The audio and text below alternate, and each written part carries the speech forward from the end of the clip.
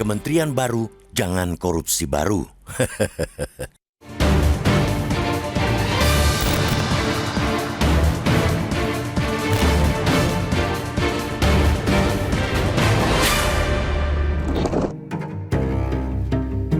Sejarah ditorehkan oleh bangsa ini saat DPR menyetujui pembentukan Kementerian Haji dan Umroh Selasa 26 Agustus lalu. Pembentukan kementerian itu menjadi penanda ujung mata rantai transformasi pengurusan haji dari Ditjen Penyelenggaraan Haji dan Umroh Kementerian Agama ke Badan Penyelenggara BP Haji Oktober 2024 dan berujung di Kementerian Haji dan Umroh awal pekan ini. Selama masa transformasi itu pula, harus diakui bahwa BP Haji tidak punya cukup kewenangan dan pengalaman untuk menangani berbagai masalah penyelenggaraan haji. Bahkan, kualitas penyelenggaraan haji Indonesia di masa transisi itu dinilai mengkhawatirkan. Putra Mahkota Pangeran Muhammad bin Salman Al Saud, MBS pun sampai membahas soal haji itu dalam pertemuan dengan Presiden Prabowo Subianto begitu musim haji 2025 usai. Dari tahun ke tahun, jumlah jemaah haji Indonesia yang meninggal di Tanah Suci tak kunjung bisa diatasi secara memuaskan. Ada penurunan, tapi tidak signifikan. Pada 2025, total jemaah haji Indonesia yang meninggal mencapai 447 orang. Angka itu hanya berkurang 14 jamaah ketimbang tahun sebelumnya yang mencapai 461 orang. Bahkan ada sindiran dari pejabat pemerintah Arab Saudi bahwa Indonesia sengaja mengirim jemaah untuk meninggal di Tanah Suci. Maka untuk penyelenggaraan haji tahun depan, Arab Saudi menyatakan akan ikut mengawasi sejumlah hal terkait jemaah haji Indonesia. Bukan sekadar soal batas jumlah syarikah. Otoritas Saudi lewat gugus tugas gabungan dua negara juga akan mengawasi screening kesehatan jemaah hingga jumlah kasur yang digunakan jemaah Indonesia.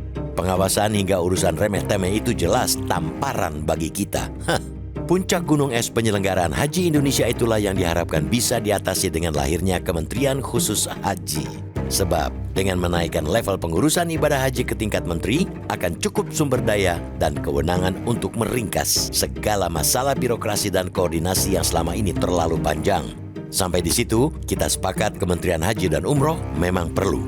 Di sisi lain, berbagai sisi negatif penyelenggaraan haji Indonesia menjadi tantangan tak kalah krusial bagi hadirnya Kementerian Khusus Haji. Sisi negatif itu yang paling dominan ialah permainan pat gulipat di seputar pengurusan haji.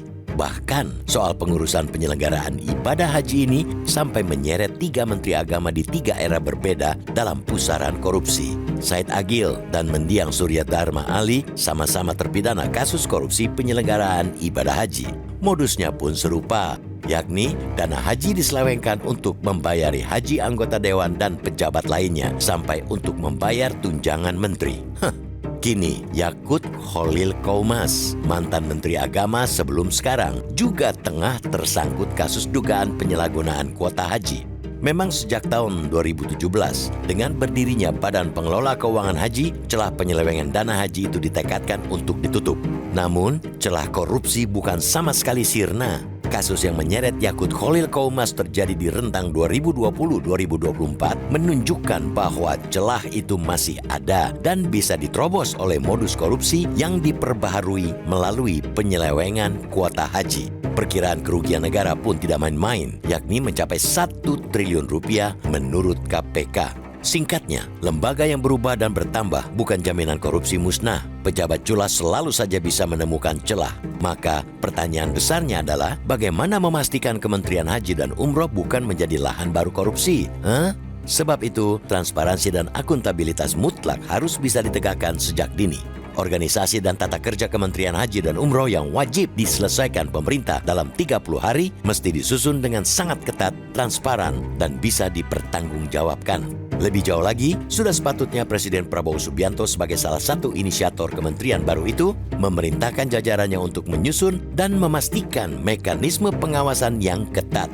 Aturan itu mesti dituangkan dalam Perpres yang menjadi amanat Undang-Undang Kementerian Haji. Presiden harus memastikan bahwa kementerian baru ini yang bakal butuh dana APBN benar-benar menjadi solusi perbaikan penyelenggaraan haji Indonesia. Tanpa itu, penyelenggaraan ibadah haji kita hanya bersalin rumah, tapi kekotorannya tetap sama. Kita tidak mau itu terjadi.